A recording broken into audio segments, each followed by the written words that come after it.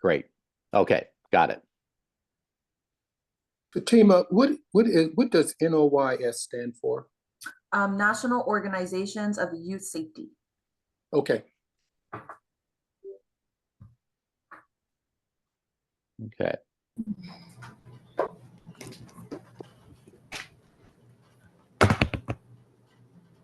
So if you're just joining us, we're going to get underway in about 2 minutes and start the program. Thank you for joining.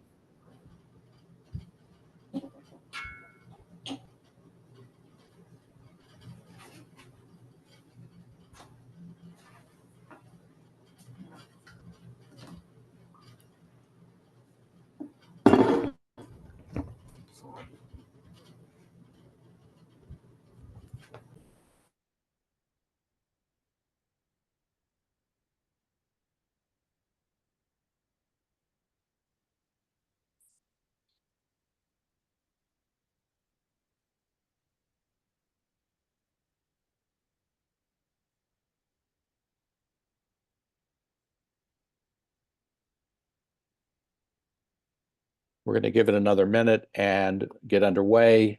I encourage you to, as we're going through the program, if you have questions of the presenters, please put them in chat, and I'll mention that as well in a moment here as we get underway. Both questions and resources, if you want to put it in chat, we'll then capture those for the rebroadcast of the program.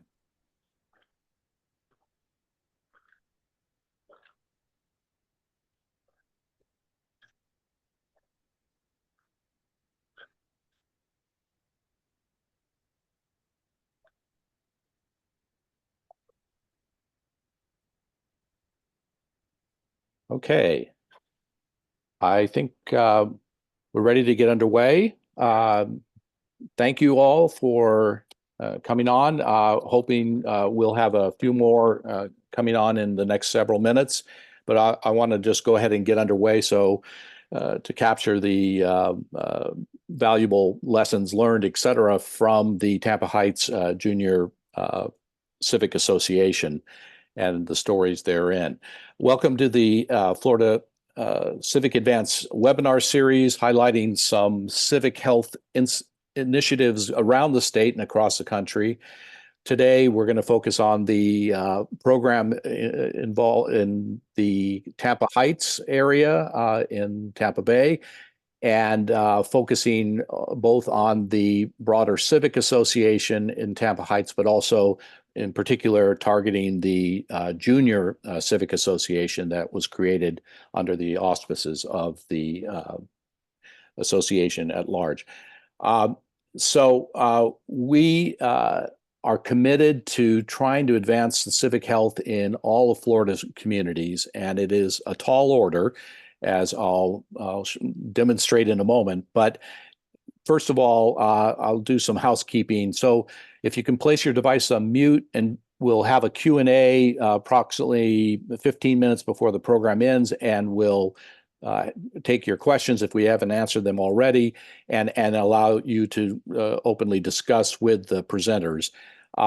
These are nonpartisan webinars, which should show respect for the speakers and each other. Please use the chat to share questions, comments, and also resources. And we will try, as we're going through the presentations, if you put it in chat, we'll try to have the speakers answer your questions reasonably close to when you ask the question. If not, we'll take them up at the end. So the first question you may have is, so what is civic health? And civic health is defined as reflecting the opportunities for people to have a voice and to participate directly in their communities to find solutions together.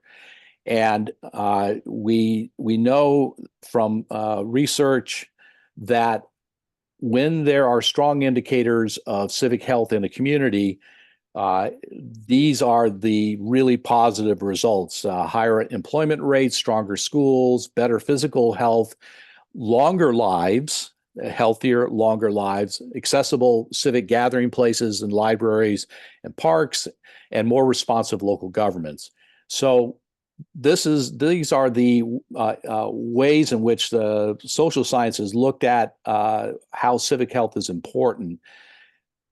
The bad news is that generally speaking, on a range of metrics, Florida is one of the lowest states in terms of civic health.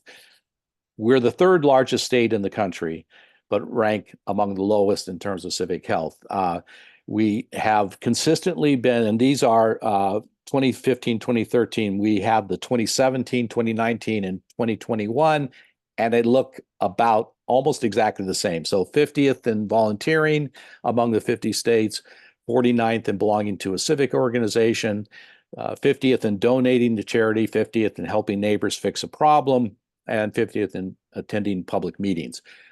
So this is not where we want to be, and the Florida Civic Advance is committed to try and address this and change these metrics, as well as on the ground efforts to take care of this.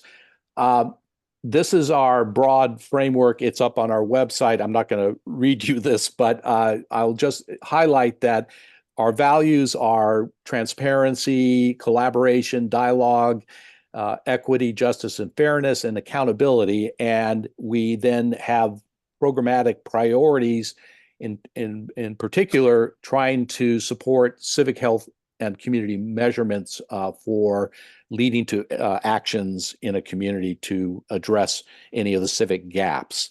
And we also convene and showcase civic excellence. We had a summit in St. Pete this last fall at the Center for Health Equity. And we're planning a summit in Miami in the late spring of 2025. So just you can get more information on that. But I want to take a moment to introduce one of our stellar board members, Emery Ivory. So Emery served 16 years as the president of the Suncoast, United Way Suncoast region, and really believes in inclusive engagement in civic matters in communities. He has spent 30 years in several interesting locations, Orlando, Tacoma, Washington, and his hometown of Cleveland. And he started his career as a social worker and a caseworker, and got his degrees from Case Western and Cleveland State. So I'm really happy to introduce Emery to you, and then Emery is going to introduce the presenters and then moderate the panel. Thank you, Emery. Yeah, thank you, Bob, for that overview. Actually, I retired 2 years ago with United Way Suncoast as the Chief Impact Officer. So, and really excited about getting more involved with FCA. So again, thank you for that overview. And good morning, everyone. Thanks for participating. Engaging youth in civic activities and getting them more involved in our community has really been an important area for FCA's work across the state. And so we are very, very pleased to have an organization that is successful in doing just that, engaging youth and involving them in their communities and in their neighborhoods. And that is the Tampa Heights Junior Civic Association. And so joining us today to share some of their work and strategies around involving youth are Fatima Elcott, who is the program manager of the Tampa Heights Junior Civic Association, co-founder of Conscious Community Connectors, and the National Power Building Strategist for the National Organization for Youth Safety. Welcome, Fatima.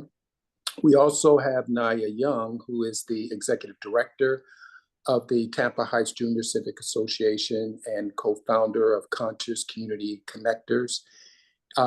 Jasmine Pilcher, who is on the agenda, was not able to join us this morning.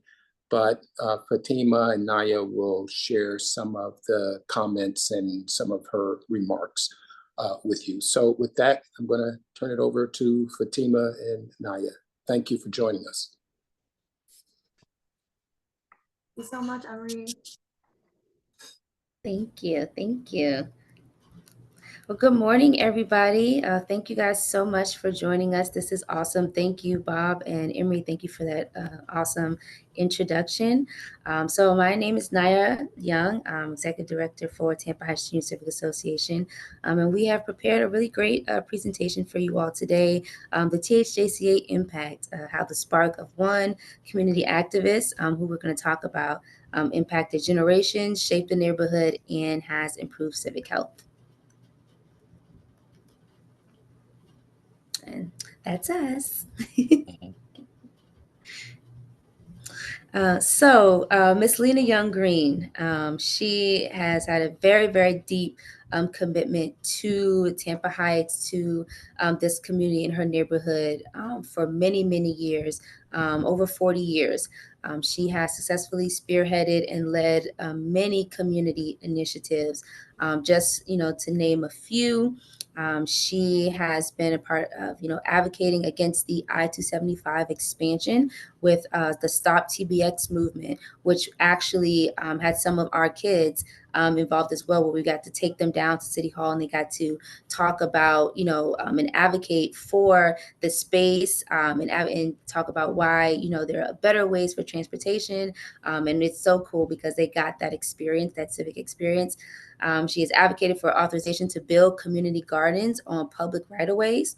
And with that authorization is how she was able to build the Tampa Heights Community Garden, which is a beautiful, beautiful community garden. I say we have a lot of wonderful community gardens in the area, but personally, and maybe I'm a little bit biased because it is ours, but our community garden is amazing.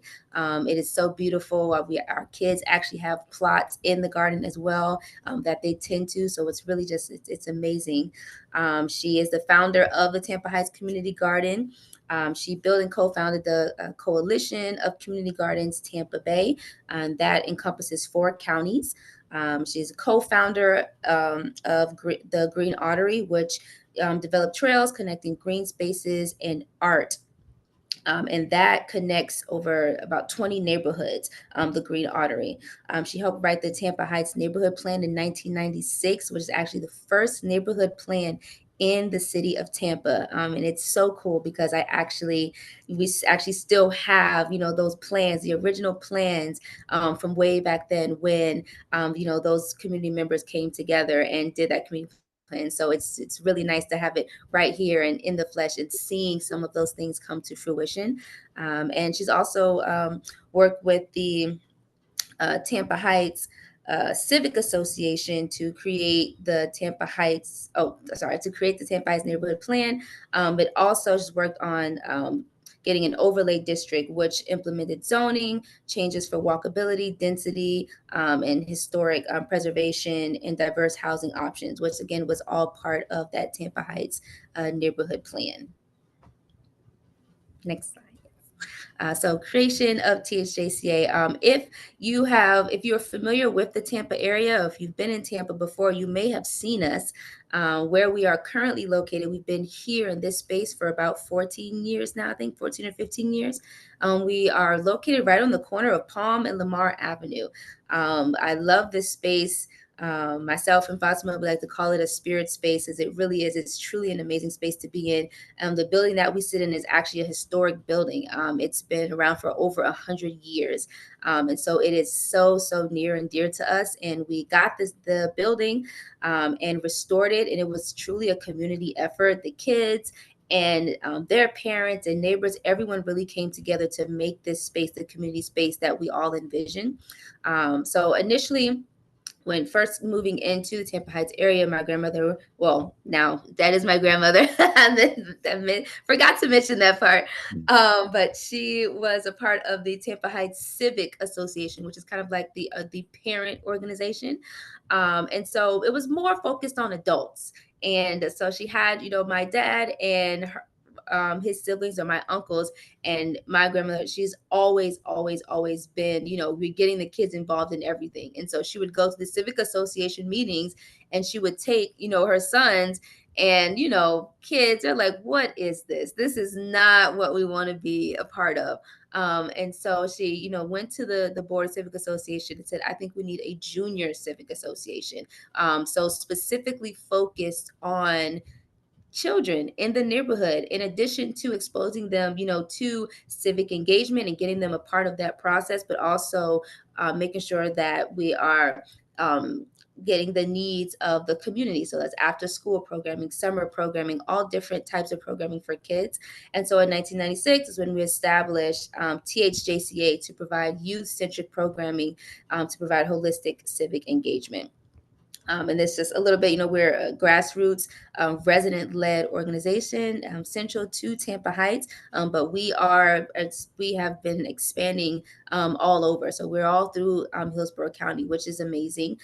We just really dedicated to enriching the lives of local youth through comprehensive and culturally relevant programs. And Fatima's going to talk a little bit more about that when she talks about the programs. Next slide, please. Oh, there we go. And legacy, that's me. So carrying forward the vision. So again, I'm, executive director, and it's been, my honor.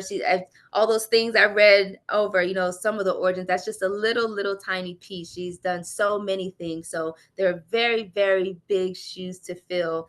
But it's been awesome, and just, continuing to uphold and expand the organization's mission, but also, adapting to the evolving needs of the Tampa Heights community, which is, something that's constantly happening, right?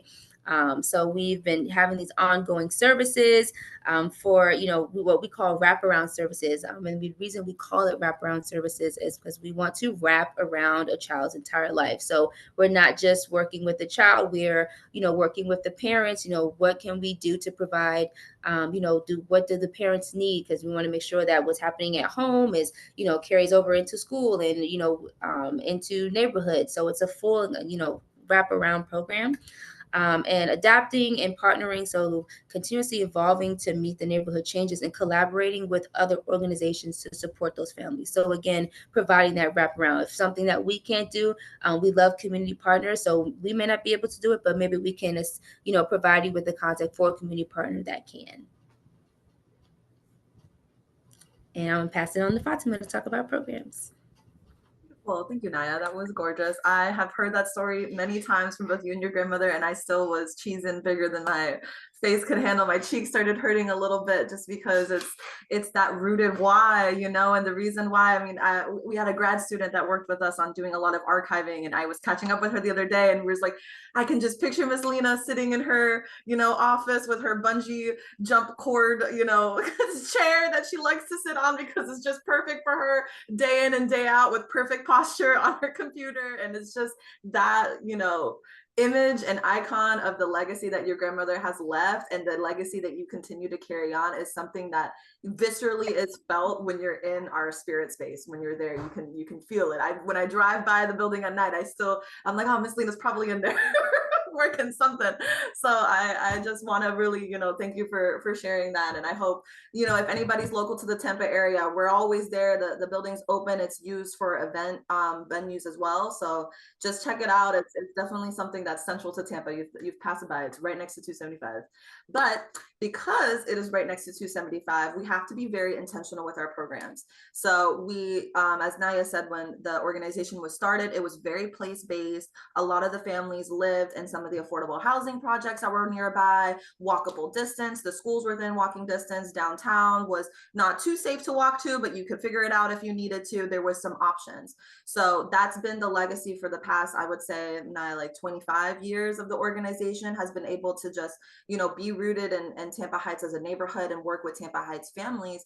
But in the past, 5 years, because of the pandemic and just, the housing market rates and things that have happened since then, and people people moving around, the area has become rapidly gentrified. And actually the last affordable housing development that did exist in the area, which was Robles Park, the largest housing project in Hillsborough County, was demolished to be redeveloped. So that was the last bit. Naya, do you want to talk a little bit?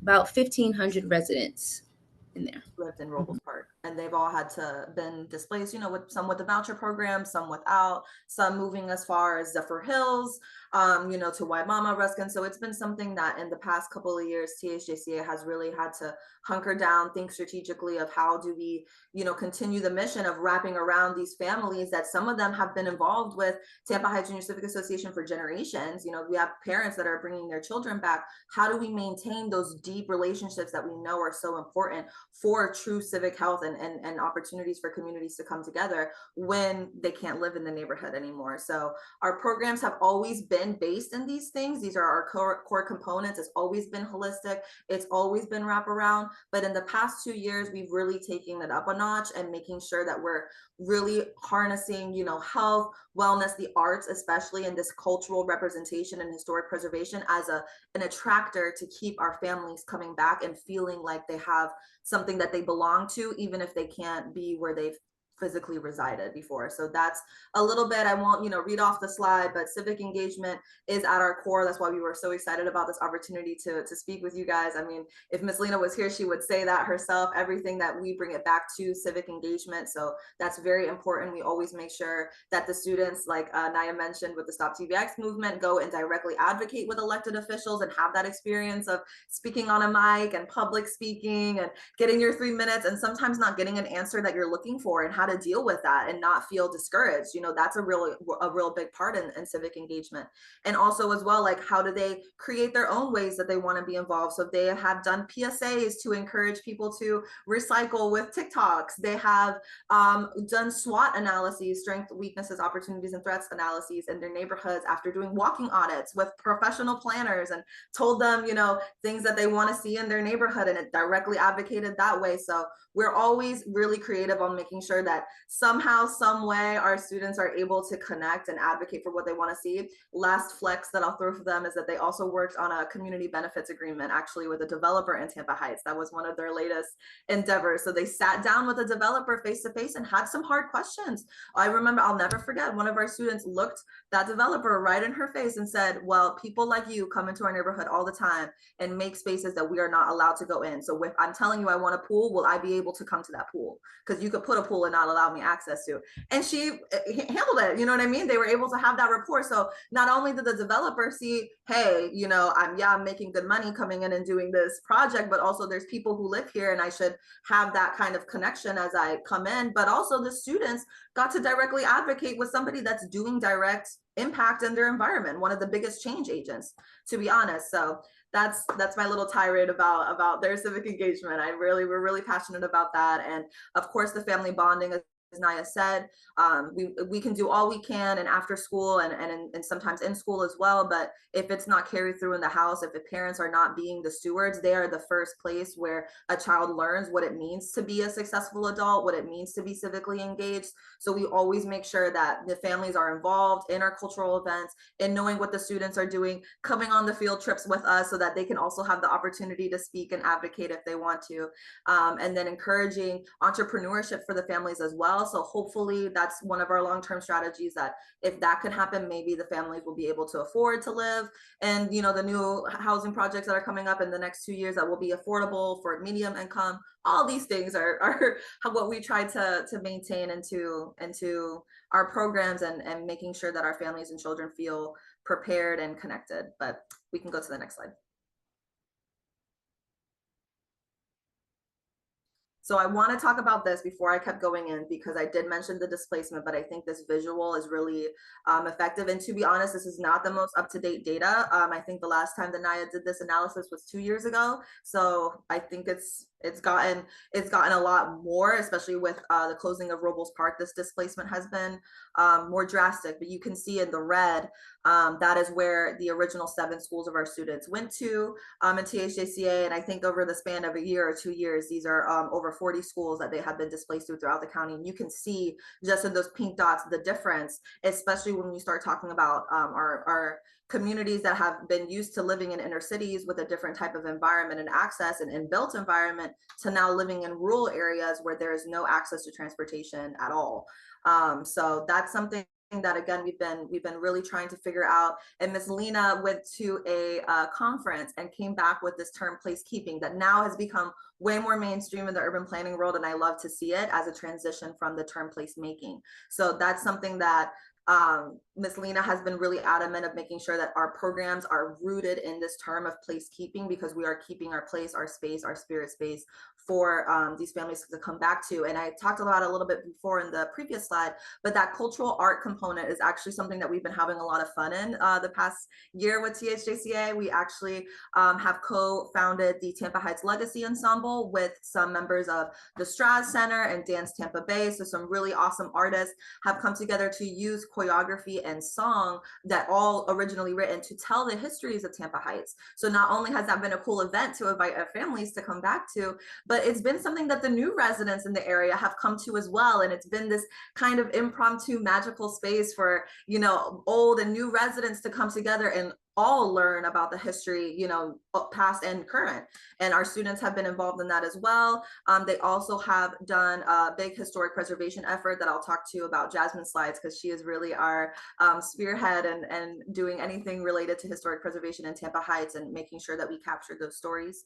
And we have also done a contract with the Healing Our Highways grant with Smart Growth America, in which we are also working with the students to use digital storytelling. So they've been using social media to talk about their experiences in the center, their experiences with programs, their experiences with being right next to the highway and having an impact on their air quality. That's something that we do with them, as well as they monitor their own air quality and talk about ways to improve that, and challenges that a lot of them have asthma, or people in their family have asthma. So we talk about environmental injustice a lot and how to work around that and how to advocate for that. So they've been using social media as the kids always come back to that as an answer. Like, okay, so the problem is, you know, we don't have enough people connected that know about these things for us to, you know, make a difference. What do? Let's use social media. Let's get people on the same page. Let's educate them. Let's come together, which is a really big underlying denominator in making sure that we have a strong civic health index. So I think that they're right on the money in terms of what they're doing.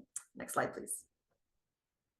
So this, and I'm not going to do it justice. I am very sad she wasn't able to join us today. If you have never had the opportunity to hear Jasmine speak at now the 2 national conference panels that she's been on, I'm sorry. This would have been a good opportunity for you to catch a glimpse of that, but I'll see if I can work with her and maybe record a short video or a short presentation recording to send to Bob and Emery to share out with anybody who's interested in hearing Jasmine's direct perspective, because she really does have a unique story, and the way that she speaks and explains herself is truly like, I like to learn public speaking from Jasmine. So she is a force to be reckoned with, and I hope I can have the opportunity to share some of that with you guys. But Jasmine has been involved with our programs for almost 3 years now. Her grandmother is her guardian. So her grandmother, Miss Ruby, lives 5 minutes down the street. She was actually a part of some of the things that we were learning about when we were doing our history. So Jasmine was learning with our anthropologist graduate student that I mentioned before. On learning what happened in Tampa Heights and the rich, especially African-American history that existed in the neighborhood with the Scrub District and Central Avenue, and learned about all the famous musicians that danced down there, and learned about Ray Charles. Oh, I know Ray Charles. I like Ray Charles. You know, we had this really awesome discovery of this rich place that existed in Tampa Heights and what it looked like, and that it was people who looked like her thriving in businesses and music and culture. And not only that, she came back one day and she she was like, Miss Fatima, my grandmother had a business at a storefront on Central Avenue. And I was like, you're kidding. She was like, no. And so Miss Ruby came and we had to talk about how she remembers when there were the riots and there was some arson that was going on in the buildings. She remembers, you know, as a community coming together to pool resources to make sure that people felt safe. She remembers being on the street. She remembers a lot of the businesses going out of business. And she continues to remain a pillar in the neighborhood, especially with her church, of making sure that they stay together. And now Jasmine has actually spoken very eloquently about some issues that have been going on with the property lines, actually in her grandmother's neighborhood, where now they're coming, you know, city officials are coming to these homeowners like Miss Ruby and saying that their property line is actually smaller than they originally thought, and taking away parts of their property. So that's something that, you know, when Miss Ruby was kind of just lamenting about, I was like, Miss Ruby, that's urban planning. Like that's civic engagement. Like, how can we advocate for this? Like, let's find the original documents. Let's make sure. And she's been really instrumental in making sure that she's connected to her neighbors and advocating and making sure that this doesn't happen to other people, which is, again, another one of those, you know, undercurrents of civic health that we don't really get to see when we don't have those intimate conversations with our community residents. But that's why this connection of youth is so important. It took Jasmine being exposed and learning about the history and bringing it home to have a conversation with Ms. Ruby for this to all come out. So that's really what I think Jasmine does a great job of. She's just genuinely so passionate about learning about these things and then wanting to share it. And I remember when, you know, after she dove deep into the history, she learned what happened. And so she learned about the construction of not one, but two interstates that went through the neighborhood and severed it from downtown. She learned about the displacement that was happening. She learned about that this has happened to neighborhoods all over the United States, that this is not the only one, and that in New Orleans, they did it with floods. And then here they did it. So she was just, I'll never forget that moment of her and another student we had at the time, Jamaris. They were in the computer lab not wanting to leave, and they were so angry. They were like, how could this have been done on purpose, you know, to us? What can we do? And the conversation we always have is the same way these decisions were made on purpose, the same way we can also advocate for decisions to be made on purpose for the opposite to be true, for good to happen, for us to stay connected, for our environment to be, you know, what we want it to be, for us to be connected, to us, for us to have affordable housing, whatever it is that you guys want to advocate for, and then taking them to that next step to do that. But the importance of historic preservation in this case, and something that Jasmine particularly is very passionate about, is because we also went to a museum after she had done that research. And in that museum, which was the Ybor City Museum, there was no mention of the scrubs except for the fact that prostitutes had lived there. That was literally the only sentence in an official museum. So I had kind of done a peek through before the children, and they had spent the whole summer doing this research on the Scrubs district and how vibrant and beautiful it was. And I said, see if you can find the mention. And I remember the gasp. No way, no way.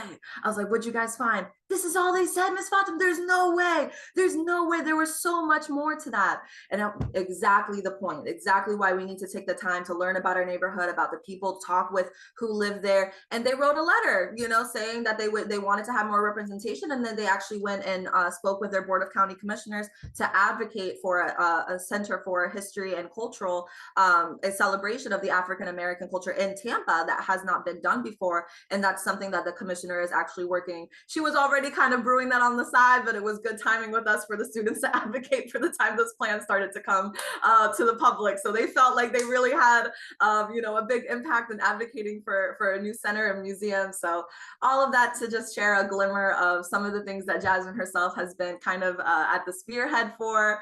And yeah, I mean, I really do hope that we get the opportunity to connect her in another way with this group, because she is a champion for civic engagement, that's for sure.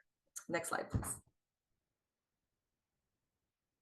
So I kind of touched on this when I spoke about Jasmine, just because I feel like her story exemplifies all three of these things. But ultimately, I hope that the point you get from our presentation today is not only the importance of place-based and rooted and legacies that Miss Naya, that Naya was talking about, I'm used to talking about with the kids, that Naya was referencing, and the importance of carrying on that legacy and having that intergenerational connection as a root, but also the importance of making sure that our next generation, that our young people are directly involved in that process, learning about what the elders did before them, learning about the realities of their neighborhood now, and coming directly up with the solutions of what they want to see in the future. We're very passionate about it in our consulting work. We work with kids all the time, first and foremost, because we believe children have the best ideas and the best designed, best visions, and they understand the intricacies of their neighborhoods and their built environments a lot better than most adults do, and have a lot of the solutions to move it forward. But Naya, I saw you unmuted.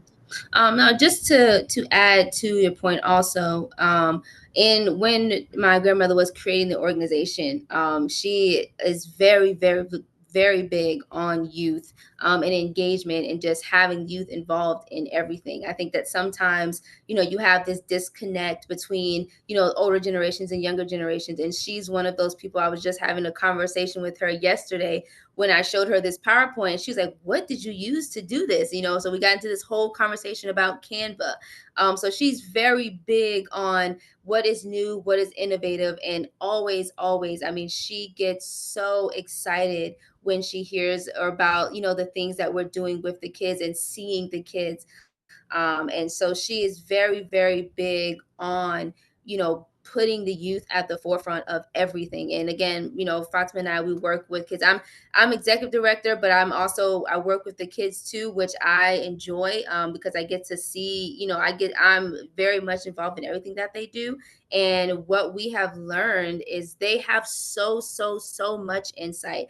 And I think the beauty with actually involving the youth is that they don't have the pressures that adults do. They don't worry about what are people going to think when I say this. They don't have anxiety thinking about it at night. Did I say this right? They say it and then they're done, And I think that is amazing because they're coming their full selves and they're saying exactly what's on their minds. And they tell us very simple. They're like, "I don't think it's really that difficult. All you really have to do is do X, Y, and Z."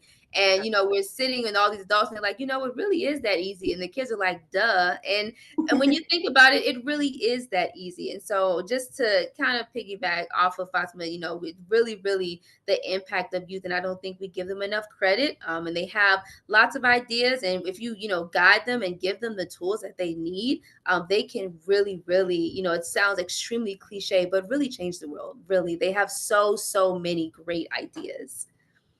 Beautifully said. I think we should end right there. Thank you. Great. Thank you all so much. Wow, that's just some powerful, powerful work that has been going on with this organization. Naya, your grandmother sounds like an amazing woman, and the fact that she is able to pass that torch on to you, and my sense is that you are hardwired now. It's part of your DNA to do this work because you've been involved from the ground floor. So thank you both for sharing these stories. We're going to open it up for questions and comments. But I do have one question just to kind of kick it off, and that is if you all could just talk a little bit about how do you recruit youth? How do you keep them involved over the long haul? And what are your strategies for doing that? We can both. You want to start, Naya? I can start. Well, I don't know. You want to start? Go ahead. You unmuted first. No. We do both. We both do it. So go for it. I mean, we really, we don't turn any kids down. It's really just, we're here. We are at the core of us as a family. We are a service-oriented family. It's what we do. The whole purpose of the organization was my grandmother saw a need in the community with the children and the families and went door to door to all the homes and said, "What do you all need?" And sat down and kids, we need tutoring, we need mentoring, we need after school, we need this, we need that. And that's, so anyone that comes to us and says, we're looking for a program that does this and that.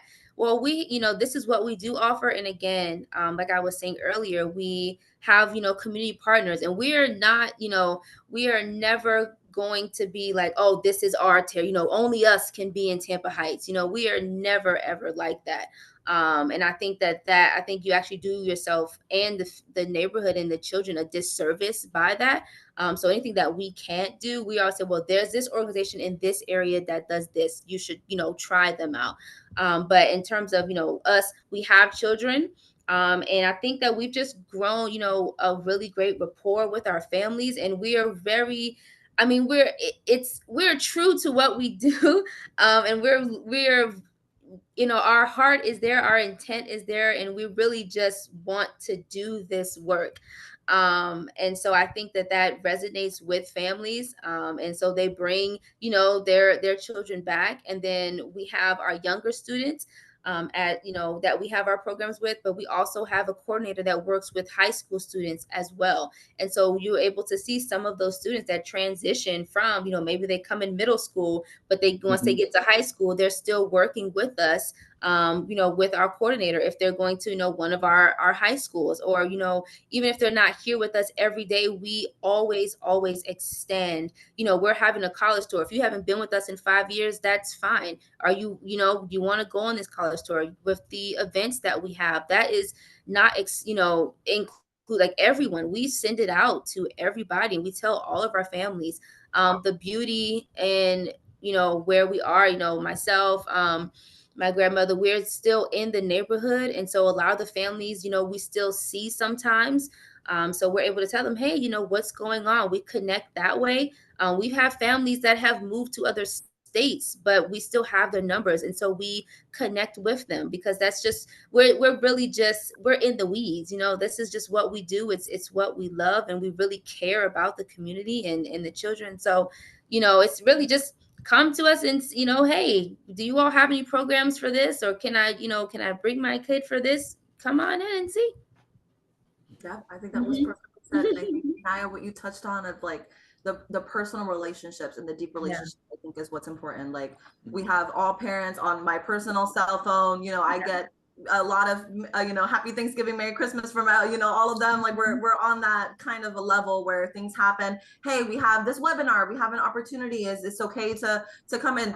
Miss Ruby and Jasmine and Jacinda as well. Their parents would just be like, hey, yeah, go ahead, pick them up, take them. Like, it's a different type of trust when you foster that, and it does exactly what Naya said, speak for itself. And I think it's that trust that builds on, and even if we're not able to have the programs or services, hey, we didn't have a backpack giveaway this year, but here's 5 different ones. These are two closest to you. Here's a partner that we have that's now in South County that maybe could connect you. Like, really trying to keep those arms wrapped around the students and families as much as possible, and having really good relationships with these partners in school administration as we reach new students. So as we've been going into the county and following these students, these administrators have been really great. I mean, we offer all of our programming is free. A lot of the after school programs that do exist are paid and very expensive. So that's always a good resource for any school or community to have. So it's been really flourishing in that aspect as well, for us to be able to connect and have really committed partners that are down to open their doors as well, and continue to have our old students and open it up to the new students as well. Great, thank you. Any questions from our participants?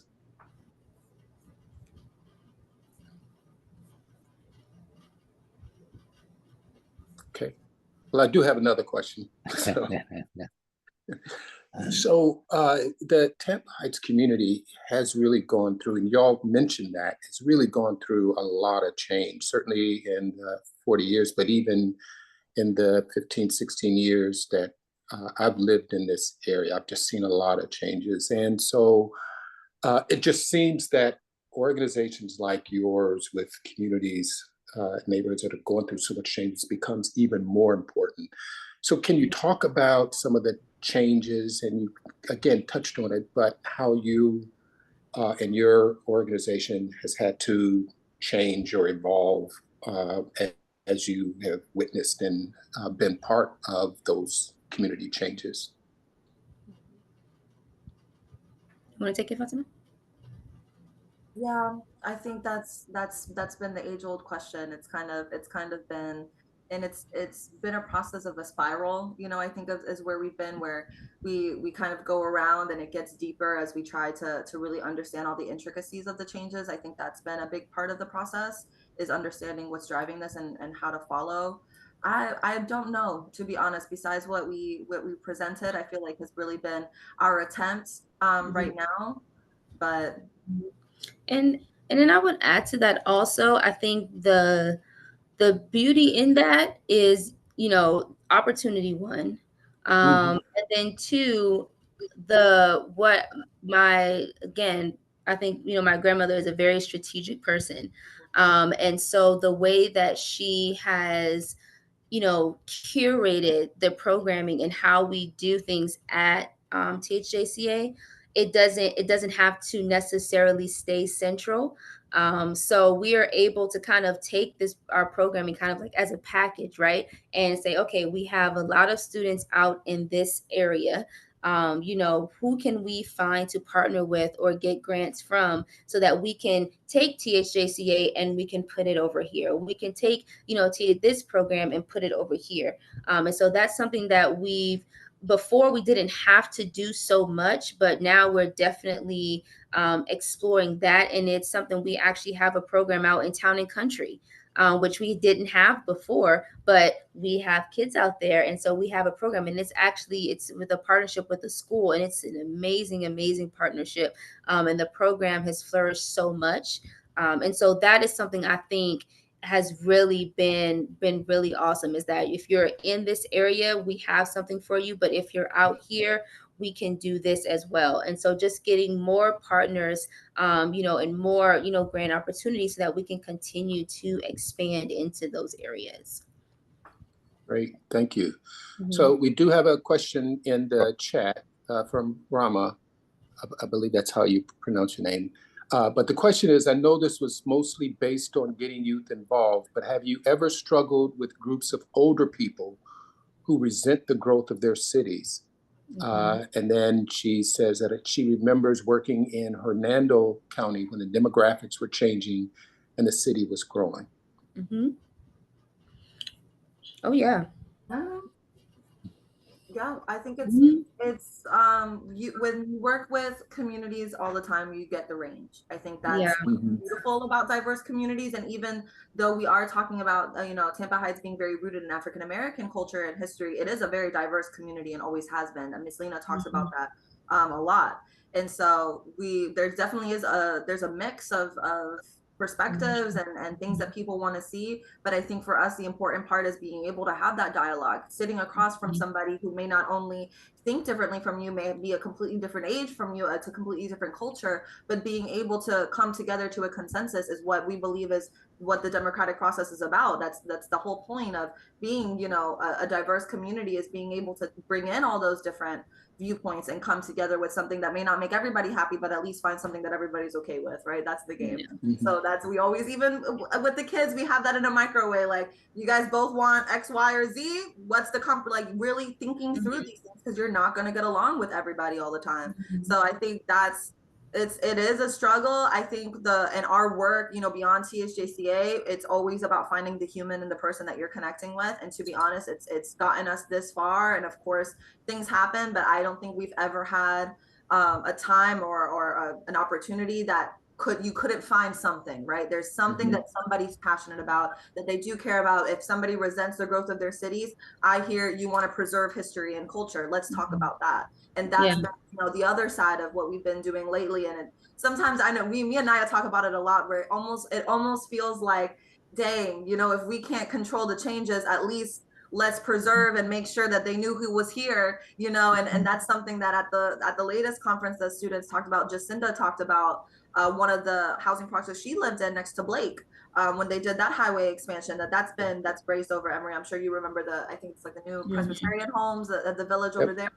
And she was talking about it, and she was like, and you know what's crazy? That's her exact words. She's like, there's nothing there that shows I live there. There's no plaque. She's like, I remember we wrote our name on something. I don't even know if that's there anymore. It's just there's nothing. There's no memory of us having had all these precious memories there. And that's important. And this was back in 2015. We're not even talking about what happened in the 60s and 70s, you Yeah. know? So that's the other side of it is like, if even if we have things out of our control, what do we have as people? We have our memories, we have our stories, we have our heritage, we have our songs, we can dance together, we can cry together, we can share this together, and holding on to that is something that I think beyond placekeeping and THJCA is something that we do in our community work everywhere. Yeah. And I would add also to what Fatima said, it's not just with THAC, but also in our other work with our consulting. What we find is like what Fatima was saying, so you see resentment, but what I hear is that you want to preserve the community. I think what happens is that the resentment comes because things just happen without any consideration of the people that are there, right? And sometimes there may be something new that is coming that they would actually may like or may be beneficial, but what happens is it's the disregard and the transparency is not there. So in our work, one of our key components of what we do, anyone that contracts with us, say you have to be transparent with the neighborhood and the people, because if they don't know what's happening, if you're not talking to people or telling people or asking, then that's when you get this resentment, right? And so I think that that's also a really important part. Like right now, I live in Tampa Heights. I can go outside on the corner and I can see Robles Park ahead of me. So I know I'm going to be immediately impacted by these changes. And I've seen the plans into the meetings, and there's a part of me like, okay, this may be good, but there's also a part of me I've lived over here for over 10 15 years. I've been here for a very long time, and I've seen the same thing for all this time, right? So making sure that people are involved in it. How are you telling the story? If you think about when you travel abroad, people love traveling abroad because when you go to these cities, they still have some of the ruins and the structures from hundreds and hundreds. I mean that's why people love, I got to see the cathedral. It's been there for years. People love that. But for some reason, when it gets here, we are so, like, no, get rid of it all. And it's like, but wait a minute. That's what makes things so beautiful. And it tells this amazing story, right?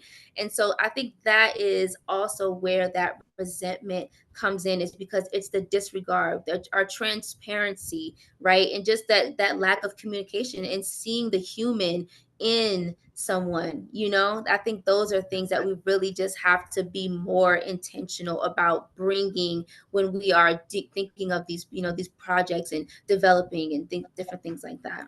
And I'll just add one more final thought to that is that, I'm thinking of the beginning of the slide when Bob was introducing how like we're ranked 50 and all of these things. Yes. I think that that's a narrative coming from urban planning. I hear that all the time in my profession. Oh, people aren't showing up to these meetings because they don't care. People don't care. People don't care. And I argue the complete opposite. I think if you actually go, whenever we have door knocked, whenever we have been face to face with someone, whenever we've been on the phone, I guarantee you can find someone on the other line who cares. People care. Yes. People care about where they live, about what's going on in their neighborhood, but multiple times, exactly what Naya says, there's this convoluted process of how to get involved. And maybe that's what, these conversations should be focused on. Is it that people aren't showing up, or is it that they aren't aware of the opportunities to be involved, that they don't have someone that they're connected to that's also involved, that's encouraging them, hey, come with me to church today. Hey, come with me to clean up this community garden today. Hey, these kind of things that build up civic health. It's all about caring. You're volunteering, you're donating, you're connecting because you care about something. So I think if we take the time and do that, that we'll see micro, experiences that we've had here in Tampa Heights hopefully happen all over the state and solve some of those horrible numbers. 50th is crazy. Yeah. I'm thinking about that. I had a question, Emery, for Fatima and Naya. How would you describe the relationship with the parent association? And do they follow initiatives that bubble up from the junior civic association, or do they have their own program and interests and separate? So I'm guessing that there are some connections where you are focused on, for example, the growth issue of the community and the development. I think placekeeping is a wonderful, better term than placemaking, especially in Florida. And I also, the walking audits and the ways in which you are trying to involve and then create some skills for advocacy, because participating as a citizen, but then advocating for changes that are helpful for your community. So is there any difference in the mission and efforts of the parent association and the junior civic association? Yeah, just in a sense that we are very much youth and family focused. And the civic association is more, like our parents can go to, like, the civic association general meetings where we have, there's developers or new projects that are coming in, they actually present to the civic association, and to, at those meetings so people can ask questions. We've invited many people that come and talk. We've had, panel discussions, different things with the Civic Association. While the junior, we really, focus on those youth that are in the neighborhood or that are out of the neighborhood, and the families that are being affected by those things. So there's a little bit of synergy, but we're very much, focused on youth. We always, present to the Civic Association of what the youth is working on. We actually have one of the community partners, that we did the community benefits agreement with, had been at a civic association meeting and also so that trickled down to the civic association. So we have like the synergies, but we're also very much, we're very much rooted in our youth and families. And then of course we have, whatever's happening in the neighborhood, we're abreast of that way. Thank you. So go ahead, Emery. No, I was just going to mention that it looks like we are almost out of time. Yeah. And before I turn it back over to Bob to close us out, I just want to thank you both really for the absolutely amazing work that you all are doing in that community. Love the stories about advocacy. That's a big part of our work. The idea that you would have students that are able to advocate for access to resources in their community and making sure that the real story about the Tampa Heights community is being told, because that brings pride, and pride brings passion, and that passion is really what helps with the advocacy. So wonderful work, and thank you for sharing with us today. So, Bob. Yes. Thank you. And just echoing everything that Emery just said, this is really inspiring, and hopefully we can continue the conversation and kind of think about this in terms of how to be more systemic in terms of other communities and share this kind of idea and structure and how much impact it has had in that community. I think would be a wonderful work for elsewhere. And you sound like you are working beyond Tampa Heights. So that's another interesting strategy that you have adopted, partly driven by the disbursement of your youth in outside the community. So. I just wanted to mention we have an upcoming in October webinar, and Dick Batchelor was 12 years House of Representatives from the Orlando area, is a philanthropist, has been involved in the business community, and he just wrote a book released last month, Building Bridges in Toxic Political Environments, a Roadmap for Community Leaders. Dennis Ross from our board, former congressman and former state house representative, is going to have a conversation with Dick.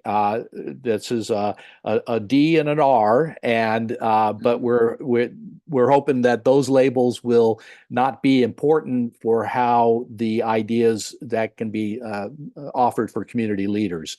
So just wanted to kind of make sure you were in the loop on that. And we have recordings of our past webinars up on our site and on YouTube, and encourage you to kind of check some of these out. And we've had four youth programs. So this is the fourth, and I think we're very interested in trying to think about what we've learned from those four programs in different places, and see how that influences and affects our work going forward. We have a membership program with Florida Civic Advance. Encourage you all become members, and our website. And again, echoing Emery very much, thank you for the stories and this really interesting presentation, and very practical as well as focused on the common good in the community. So really keep up the good work, and I will leave this at that. I'll kind of stop the share, and then I think we're adjourned. Thank you guys so much. Thank you so much. Bye. All right. Nice Great job. afternoon. Take care. Bye.